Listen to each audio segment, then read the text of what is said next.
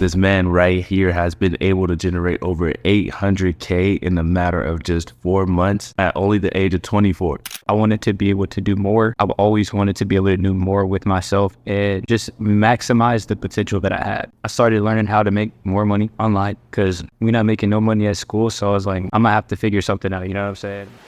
What is going on? It is the first Young and Up podcast, and I am here with my friend, dear friend, Mike Young. What's up, my man? What's going on, brother? Not doing much. Man, beautiful day outside. It is a beautiful day outside. In Hallis, for real. We got the view right behind us. I'm gonna have a B-roll show and everything. But the guest I have brought on, I had to bring him on to be the first one on because he is living proof of the podcast itself, Young and Up. This man right here has been able to generate over 800K in a matter of just 4 months at only the age of 24. The age is just a number nowadays. So I'm telling you, this is going to be a very informative one. Give you some inspiration too as well. I also want to make it entertaining. So one of the first ones I want to get into is like, bro, what got you into dropshipping? Like, what made you say like, this is something I want to do and get into it? For sure. Before I stopped going to college, I was always trying to find what I could do besides go to school. Like, I didn't want to have the school and then like a job after school. Be like, I wanted to be able to do more. I've always wanted to be able to do more with myself and just maximize the potential that I had. I started learning how to make more money online because we're not making no money at school. So I was like, I'm gonna have to figure something out. You know what I'm saying? Essentially, I started stock trading. Like, I was trading stocks while I was in school and just losing money in the stock market and having to work. Like, you work for 10 hours, make like $100 a day or $120 a day, and then go put that in the stock market and lose it in like 5 minutes.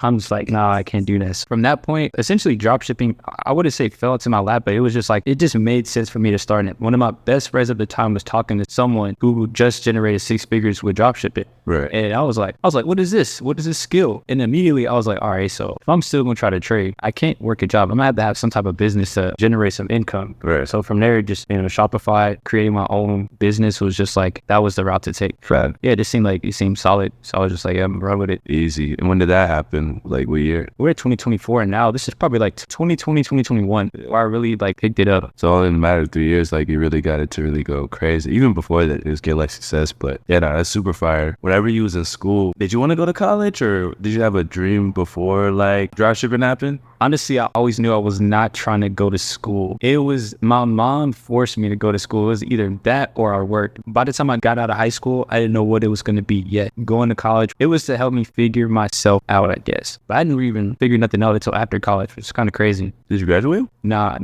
Basically, coronavirus came like 2020. Yeah. Everybody stopped going to school, and I took that as an opportunity to stop going to school.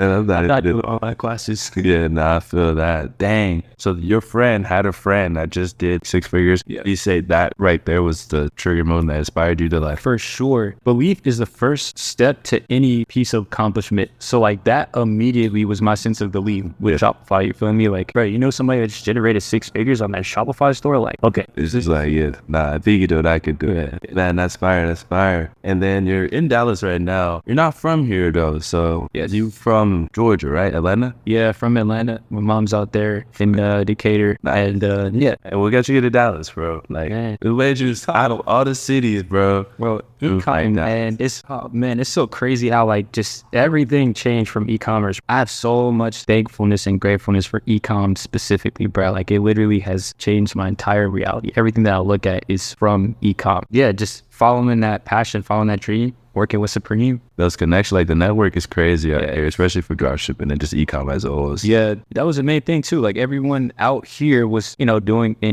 what we wanted to do. So yeah, Atlanta's a city full of hustlers too, though. Yeah, that's a fact. Because some people are scared to do things of that nature. Yeah, like facts. Getting out of their hometown and like going to some place where it never been before. Like, what gave you the courage to do something? Was just like, F it, I'm gonna bet on myself, or low key. Honestly, I would have been dumb to stay there. Everything was pointing in the direction to move out here and like just to move away from where I was. Like you said, Atlanta does have a lot of like connections of business and everything like that. But I feel like if you're not already connected with them, it's hard to kind of get your name into there. So just being able to come around a better group of individuals, we all hustling all on the same, mind wave. Yeah. So it was just a lot better. Yeah. Now we still know people through Ecom connected with in Atlanta and everywhere, man. This is like global. Well, It's crazy. we have people in Canada, the UK, but we know it's a lot of people that we know that are into it. Yeah. Of course, whenever you first started, what would you say is like the biggest challenges that some people don't really talk about whenever they get into dropshipping? Like, what was the first almost made you feel like you want to give up, kind of? I would say just consistently failing and not making it work. You feel me? Yeah. Like just over time, it might take someone longer to accomplish something that somebody else. You may fail 1-2 times and you're like, damn, bro, like this shit not working, but you still follow the same system. But that was like the hardest part was for starting was just not giving up through everything. You know what I'm saying? Yeah. And it's a mental thing for sure, just to keep your mind like, bro, like, there's no reason to give up. You just keep going. Keep following the system. Did you play sports growing up? Yeah. What sports did you play? I played basketball, I played football, soccer, I ran track. I think that's all. End of all skills. Whenever I think of like things like that of not giving up, I think back to sports. Like there was some teams where I was on where we was like fired, we was winning all the time. There was some teams where it was like just losing all the time. But not giving up and just sticking around. Like you don't want to quit. On anything. So I apply that same principle to like business overall. Just like keep going and get through it. Now, what was the time where you felt like, oh, this might be something that will work? Was it your first sale or was it your first like actual profit? Like when did you feel like, oh yeah, ecom, I'm sticking with this? Yeah. So before Shopify, I was selling product on eBay, and like I basically was dropshipping on eBay, like bunk beds. Yeah. How did that work? It was cool as fuck. I'm not gonna lie. I didn't make money from it, but like just seeing what happened towards the end was fire. Like I posted my listing. I think I was like 17, 18 or then. I posted the listing online, took all the pictures from Walmart, posted it, boom, boom. And then I forgot about it for like 2-3 months. And then all of a sudden I started looking at my phone and I'm getting like PayPal notifications of like people buying the bunk bed. And the bunk bed's like a few $100s too. So I'm like $1,000 in my PayPal, $1,900. I'm like, whoa. But I had to refund them all because like Walmart was like sold out the month. It was just like seeing that process like it just helped me realize how real like online business is and like how available it is. So then with Shopify, I was just like, it's literally that times a billion. Just everything else is just a money in your favor with it. Yeah. So damn, okay, that was the first like kind of taste of, oh, this make money. Because for me, whenever I got my first sale, bro, that's when I knew it was up like that. So I can get this one. I can try to do 100 times a day, bro. So the first payout came, bro, I had to go to the bank and I took out some money for real to like feel if it was real money. Bro. After that, that's when it turned up from there. So yeah, I think that first sale for myself was that turned up. It gave me belief, bro. It's definitely, bro. Did you have your cha-ching sound on the first sale that you got? Did, yeah. I didn't have one. Wow, first time my cha-ching sound on. I was in the crib. I had those. Yeah, I was running around the crowds. Wow, this ready to sell. The stop. I was going crazy, bro. I swear. Now we're talking about like, I just talked about my mom. Like with dropshipping, does your parents really know like about it in a way? No, honestly, no. They don't really know the extent to what it is, to be honest. Recently, when I first was scaling my store, like after the second or third month, I started telling my mom, like, cause she had invested into William Rivera's course. Really? And I was telling her like, I could literally teach you this exact same thing, mom, where like whatever. And she was telling me like she met someone that had made like 30K on her store. And she showed me the store that they showed her, you know what I'm saying? And I was like, shit, I still made 30K, mom. Yeah, that was an experience. Yeah, that was the only thing that I kind of like told her. I didn't tell her like the extent to everything, but yeah. What did she say when you told it? Yeah, my store did that. I mean, she wasn't really surprised. Surprised, like, right? Like, okay, well, I don't know. Maybe she was still trying to believe me or not. Yeah. Do they believe you now? Like, yeah, is that for sure? I think she gonna come out here in like a month or whatever and just see the new spot and just like just chill. Man, this spot looks amazing. We're in it right now, bro. You got the view. It's inspirational. Is that why you picked like to live here, just to get like inspiration on a daily basis? Yeah, for sure. I definitely wanted the high-rise vibe, and more specifically, is just like being able to live where you want to live. Yeah, it's like the best part about it. Yeah, like I kind of took my time at finding the spots, even though it was like hectic for sure. Yeah. Now, all this is cool and this is amazing. What would you say was the biggest failures that you really learned the most from in dropshipping? I would say there's a few failures, honestly, just not staying on top of customer service, order fulfillment. Those are like the biggest key things. If you don't stay on top of those, you will get chargebacks out the booty. You'll get, refunds, possible payment holds. So that was the biggest thing to learn. Like when you're starting to scale, just making sure you're managing the business how you should manage it. Yes.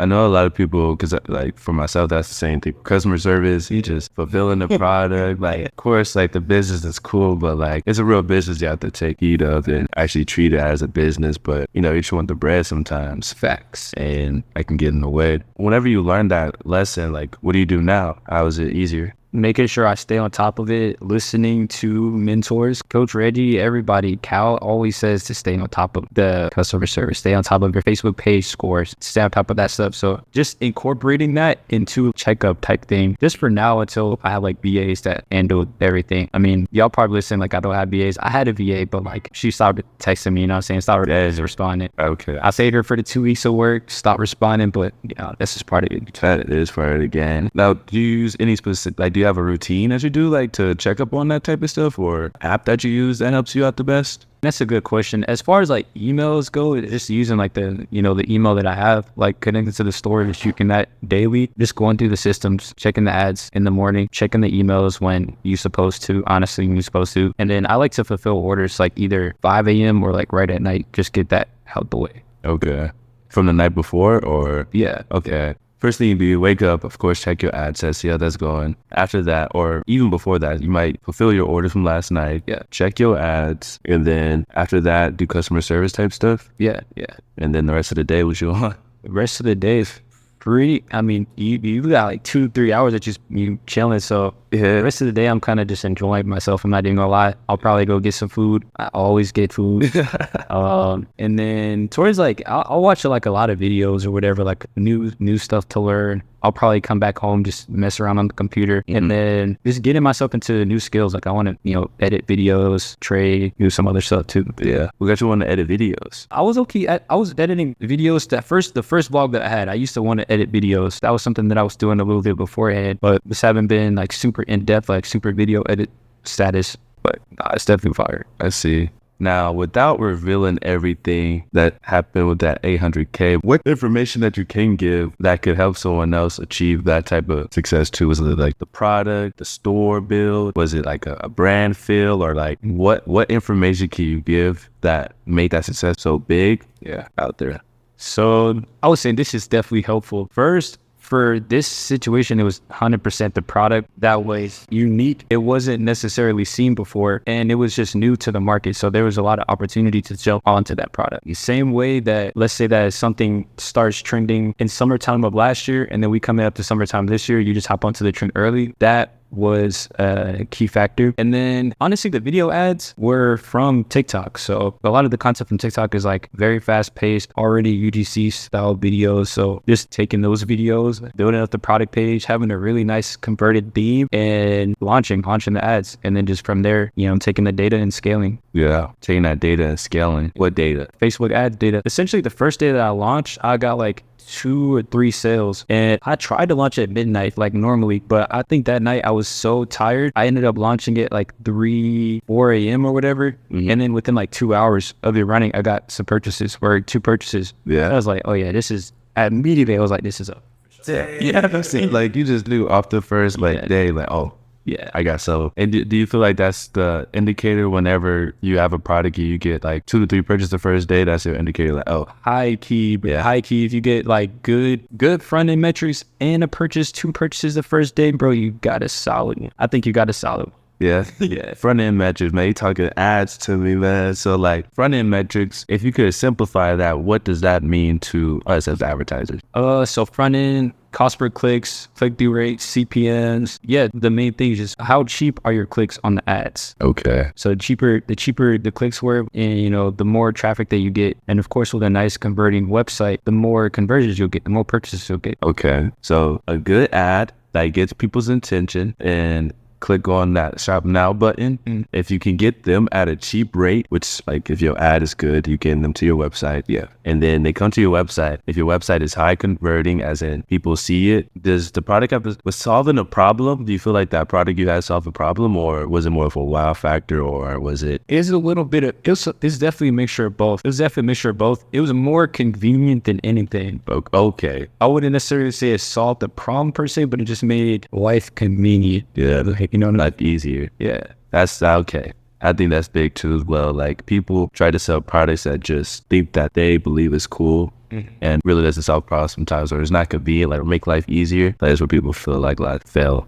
Okay, so nice ad that gets people to your website at a cheap rate, a product that is convenient, solves a problem or anything in that nature, and then just converts. You think the price point's a big thing too? Like, of course, with people that buy, as soon as they see something they buy, people are not buying like a $90 or $120. Yeah, off the rip. Okay. Yeah, so I definitely do. The price point for sure was the solid one. So what I did was kind of like split test. I tested different offers in the beginning. Like when I first launched the product, I honestly was not profitable because of the offer that I was throwing. I was throwing like buy one, get one free. However, I don't even remember what my margin was, but it was less than 2.5. But that just kind of helped me get proof of concept. So I did buy one, get one free. Okay, I tested the concept. I was like, all right, bet. So then I just made a small change. All I did on my ads was change buy one, get one free to buy two, get one free.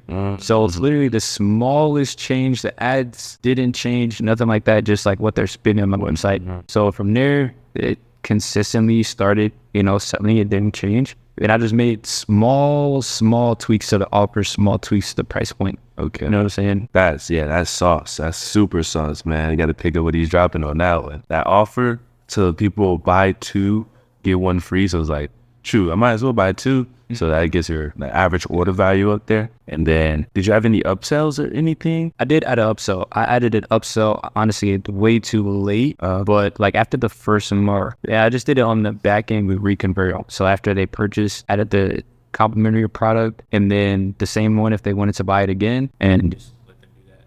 You know what they say about dropshipping now? They say like it's too saturated, and they say dropshipping is dead in 2024. Yeah. What's your thoughts about that? Definitely not. Oh, bro, I'm not gonna lie, bro. Like on some real shit, like I feel like I'm missing out on more of the bag, bro. By Mad. consistently putting my head into this, bro. Yeah. I feel like we could really have 2-3 stores at the same time generate the same results. Yeah, facts. Yeah, there's a lot of opportunity for sure. Like, I'll be getting FOMO. Yeah. A lot of people get scared though. They be like, man, drop shipping this, drop shipping that. Only a small percent of people succeed. That's with business overall. Like only a small percent of people just succeed and just in big. It's like that. So people say that, I'd be like, man, I feel like this year, like or the past few months, bro, dropshipping has been going crazy. like nah, damn, no cap. Like, oh my goodness, I feel like it's been easier. You got like things like Page Pilot that get things like AI, so you don't have to really do a lot of work and making it kind of too easy. You got like AI ad creators, bro, the voiceovers. Like, I ain't gonna lie, like it's when you said making it too easy, that kind of almost scares me because it's like, how easy would they make it? Like, what else isn't like? The barrier of entry is going to be so low to where anyone could really do it. So just to make it work successfully, I feel like it's going to be like you have to really do something different. Yeah.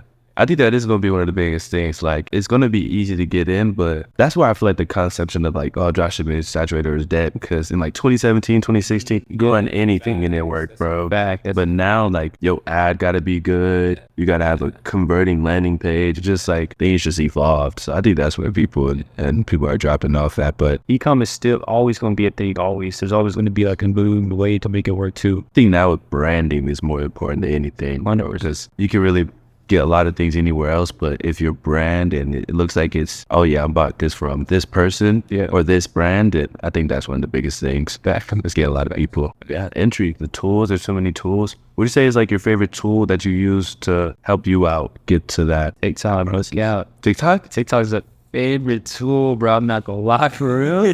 What do you use it for? Content, products, really content. That's where you find all your products, or? Yeah, so I mainly use TikTok to find all my products. Really? Just on the app. And how? So I'll create a burner account. So I'll create a whole brand new TikTok account and just only start following dropshipping brands, only, like and comments on those type stuff. Not really comment, but just engage with them.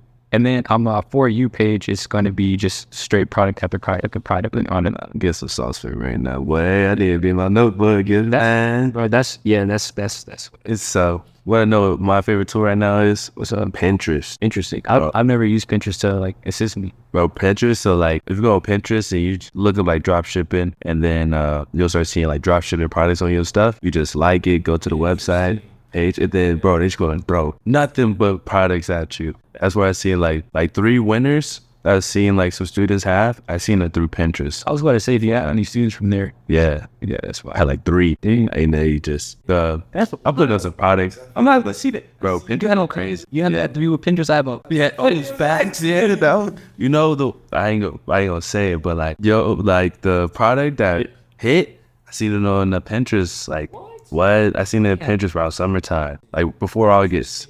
Yes. interesting. So it's been, Bro, yes.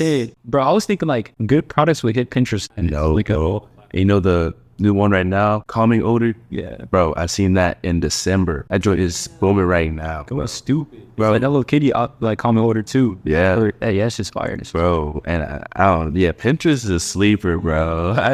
Or I'm gonna get one more. This is the last one I'm gonna get. You know that Halloween mask? Yeah, Bro, I seen that on Pinterest, and then a student ran in, hit like 10K. at this point, the products are the opportunity. You just had to be test it, bro. Yeah, the product. Yeah, I think the website too as well gotta be high converting. Facts. Catch that like and play website. Yeah. Honestly, like now, have you been noticing like simple product pages have been performing better? Yes. Because like it used to be like have 6 features and benefits, and I think it's just like 2 to 3, bro. Some reviews. Some reviews. Some people are not even like, you're just using the page pilot reviews, which is kind of crazy. Yep, and they hit. You know what I'm saying? Man, it's becoming too easy, man. I got some more questions for you. What is something about making money online that most people misunderstand or don't know about?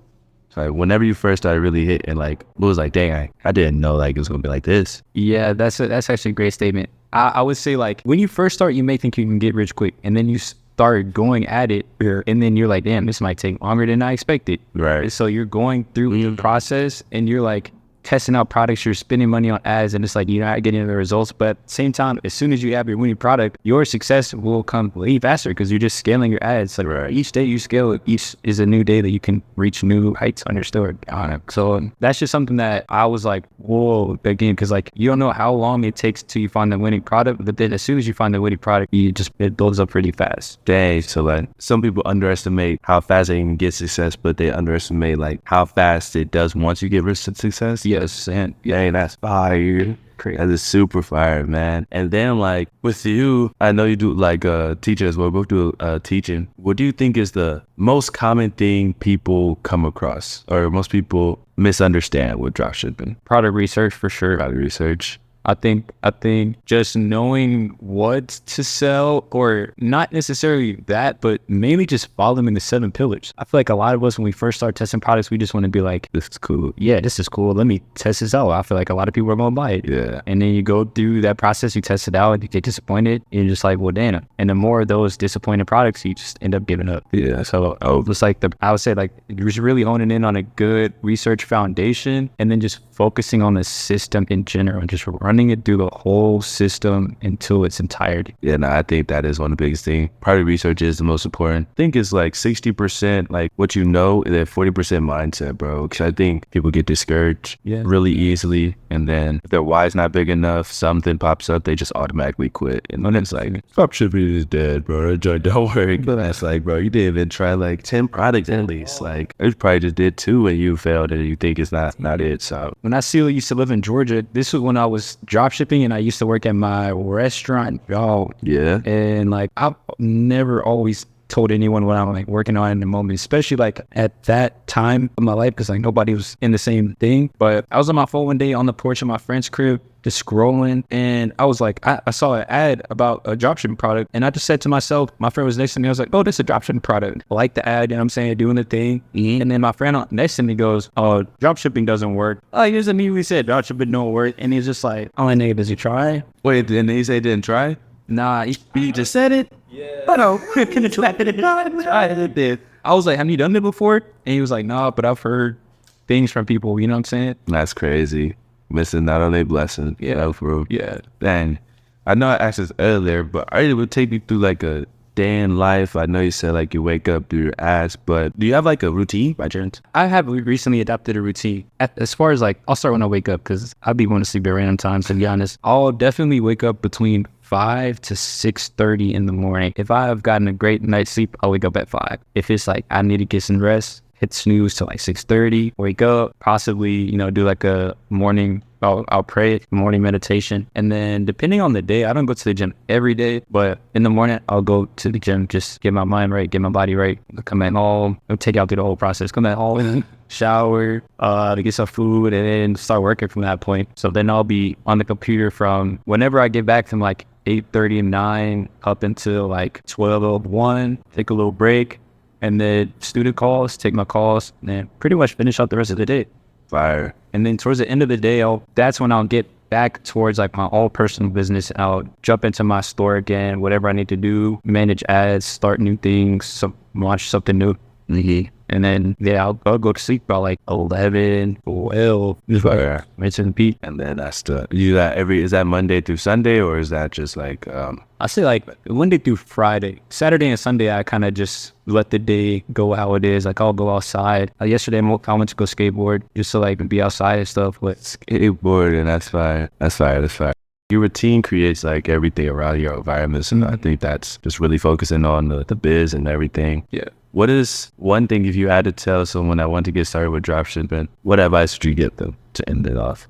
I would say if you're starting, honestly, just focus on that. Like I had a great conversation with Tommy the other day, and he was essentially telling me like, where is your talent going? Like on a daily basis, when you wake up, what are you focusing on? So I would say to anyone starting or anyone wanting to like genuinely really want to make this work, like just focus on it. When you have the time to focus on it, just focus on it. And I would try to do it every day because it's just like repetition, just getting better at it every single day. And thankfully that's what I've been able to do, you know, with calls. Even if I'm not working on my own store, I'm hopping to somebody's store, do a call, you know what I'm saying? Yeah. So always in the game, but just staying head focused into just putting your whole focus into what you want to accomplish. And as you were saying, I'm thinking, probably the name was young enough that you are a living proof of that. Did you always have that feeling in you, like, I'm going to make this while I'm young? 100%, bro. 1 billion%. For real? Cap. That's always been like, I'm going to try to get this as young as possible. No cap. I would say it wasn't even like, that's good that you say young. It was just like when I was aware enough to be like, bro, we have opportunity on this world. We have the opportunity to do what we set our minds to create our own reality. At that moment, it's just like when I was aware of that, it's just like, all right, I need to start doing this today. You know, right. Whatever I want to accomplish, I need to bring all this stuff to my reality and just start working on it. You know what I'm saying? Max, dang, that's fire, man. I'm gonna end on now, and we're gonna see this the first podcast. So we're gonna see the feedback. But I think I really appreciate you getting on this and being the first one. It means a lot. Appreciate you for having me. Yes, sir. We got some more to come, and we'll see you on the next one. Peace, man.